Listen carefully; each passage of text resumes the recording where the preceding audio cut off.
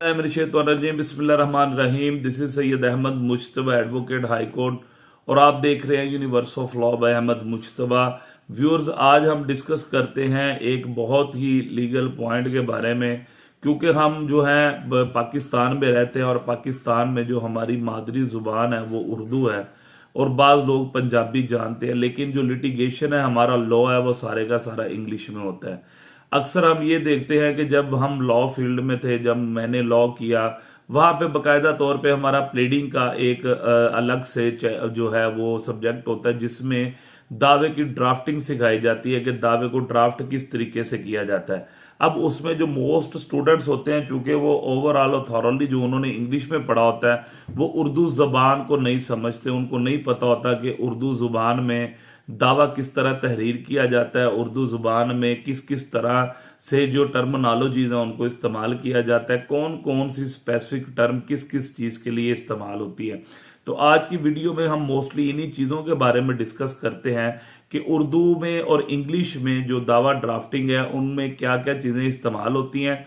और आज मैं आपको ये बताऊंगा कि जो एप्लीकेशंस होती हैं उनको उर्दू में क्या कहते हैं, जो प्लेंटिफ होता है वो उर्दू में क्या होता है, जो डिफेंडेंट होता है वो उर्दू में क्या होता है, जो पटिशनर होगा उसको उर्दू में क्या कहेंगे। ये सारी बात आज हम अपनी वीडियो में सीखते हैं। सबसे पहले हम ये चलते हैं कि जब भी कोर्ट के अंदर कोई दावा हम प्लीड करते हैं तो सबसे पहले हमारा टाइटल आता है इन द कोर्ट ऑफ। अब जो इन द कोर्ट ऑफ जो होता है, आगे हम सिविल कोर्ट है, सेशन कोर्ट है, हाई कोर्ट है, तो इन द कोर्ट ऑफ जो है उर्दू में हम लिखते हैं बा अदालत जनाब। अब सिविल जज होगा तो हम लिखेंगे सिविल जज साहब, कसूर है, लाहौर है, गुजरांवाला है, शेखुपुरा, आगे उसका नाम आ जाता है जी। लेकिन हम जब इंग्लिश में ड्राफ्टिंग करते हैं तो हम लिखते हैं इन द कोर्ट ऑफ। उसके बाद इसके जब हम ये तहरीर कर लेते हैं in the court of civil senior civil जज लाहौर या बा अदालत जनाब सीनियर सिविल जज लाहौर, उसके बाद हमारा टाइटल आ जाता है। अब टाइटल में हम जो बंदा दावा दायर करने वाला होता है उसको हम, जिसने प्लेंट दायर करनी होती है उसको हम इंग्लिश में प्लेंटिफ कहते हैं। दावा दायर करने वाला प्लेंटिफ होता है और उर्दू में उसको हम मुद्दई का वर्ड इस्तेमाल करते हैं। जो बंदा दावा दायर करता है, इंग्लिश में हम उसको प्लेंटिफ कहेंगे, उर्दू में हम उसको मुद्दई का नाम देते हैं। इसके बाद फर्दर हम देखते हैं कि जिसके खिलाफ दावा दायर किया जा रहा है, जिन लोगों के खिलाफ दावा दायर कर रहे हैं, उसको हम जो है वो मुद्दा अलय कहेंगे उर्दू में, और इंग्लिश में उसको हम डिफेंडेंट कहेंगे, जिसने उस प्लेंट को डिफेंड करना होता है। उसके बाद हमारी जो दावा आ जाता है, यानी कि हम कौन सा दावा दायर कर रहे हैं। अगर कोई फैमिली केसेस है उसमें हम खुला का दावा दायर कर रहे हैं तो इंग्लिश में हम लिखेंगे suit for dissolution of marriage, Urdu में हम लिख देंगे दावा बराए खुला। अगर हम जो फैमिली केस में दावा हम दायर कर रहे हैं मतलब नानो नुफ्के का, तो हम उर्दू में लिखेंगे दावा बराए नानो नुफ्का, यानी कि हम कहेंगे कि ये बंदा जो है वो इसको बाकायदा तौर पर मेंटेनेंस अलाउंस दे। तो इंग्लिश में हम करेंगे, लिखेंगे सूट फॉर मेंटेनेंस अलाउंस, ये वर्ड इस्तेमाल होगा। अगर हम दावा इस्तकरार हक दायर कर रहे हैं, ये लफ्ज जो है वो बाज लोगों को नहीं पता चलता कि इस्तकरार हक से क्या मुराद है। Any kind of declaratory suit जिसमें हमने कोर्ट के जरिए किसी चीज की डिक्लेरेशन लेनी है, तो उसके लिए हम सूट फॉर डिक्लेरेशन दायर करते हैं। उर्दू में हम उसको कहेंगे सूट फॉर डिक्लेरेशन, और इंग्लिश में हम कहेंगे सूट फॉर डिक्लेरेशन, और उर्दू में हम उसको कहते हैं दावा इस्तकरार हक। आगे आ जाता है, अगर वो परमानेंट इंजंक्शन का है तो वो हुक्म इम्तनाई दवामी आ जाएगा। अगर हम दावा दायर करते हैं कैंसलेशन ऑफ डॉक्यूमेंट का, तो फिर हम उर्दू में लिखते हैं दावा बराए मनसूखी दस्तावेजात। ठीक है, ये सारी टर्मिनोलॉजीज है जो कि उर्दू और इंग्लिश में इस्तेमाल होती हैं।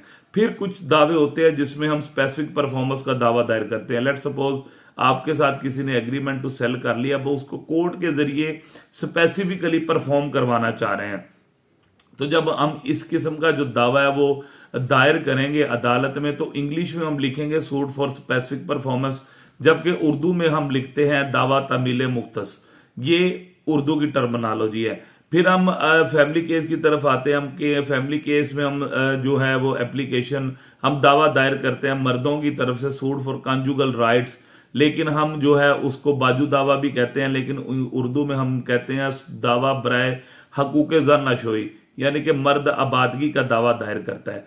तो ये सारी जो चीज़ें हैं, ये सारी की सारी उर्दू में और इंग्लिश में डिफ्रेंशिएट की जाती हैं। फिर जब हम दावा स्टार्ट करते हैं तो ये लिखते हैं कि मुद्दई हस्बे झेल अर्ज परदाज है। ये उर्दू में वर्ड इस्तेमाल किया जाता है जो कि एक लीगल टर्मिनोलॉजी है। उसके बाद हम अपनी बात शुरू कर देते हैं, बात लिखने में, दावा लिखने में हम अपनी बात को, कंटेंट्स को स्टार्ट कर देते हैं। और इंग्लिश में हम जो है लिखते हैं it is stated that, Urdu में लिखेंगे साइल मुद्दई हस्बे झेल अर्ज परदाज है। फिर ये याद रखिएगा हमारा कंटेंट जो है उर्दू का वो हमेशा स्टार्ट होता है ये के जब हम कोई भी बात शुरू करते हैं, नया पैरा शुरू करते हैं, नया कंटेंट नंबर 1 2 3 जो हमारी वहां पे हमने बाकायदा तौर पे जो नंबरिंग की होती है, तो अपने कंटेंट नंबर 1 के आगे जब हम स्टार्ट करेंगे बात, हम ये लिखें कि ये के मुद्दई फलां फलां प्रॉपर्टी का मालिक व काबिज है, ये के मुद्दई अपने अबाउट दास इस प्रॉपर्टी का मालिक व काबिज है, ये के प्रॉपर्टी मजकूरा वाला फलां फलां शख्स से हमने फलां फलां जो है एग्रीमेंट के तहत जो है वो खरीद किए, ये कि इस तरीके से जो है वो दावा लिखा जाता है। जबकि इंग्लिश में जो यही चीज जो इस्तेमाल होती है दैट, ये इंग्लिश में हम जो वर्ड यूज करते हैं दैट द, ये कैसी मुराद होता है दैट द, इंग्लिश में हम ये इस्तेमाल करते हैं। दैट द प्लेंटिफ इज, मतलब लिखते हैं that is plaintiff is residing in the Lahore since last इतने मंथ्स, ये वो कोई भी जब हमारा फिक्रा शुरू होगा दैट इज से स्टार्ट होगा।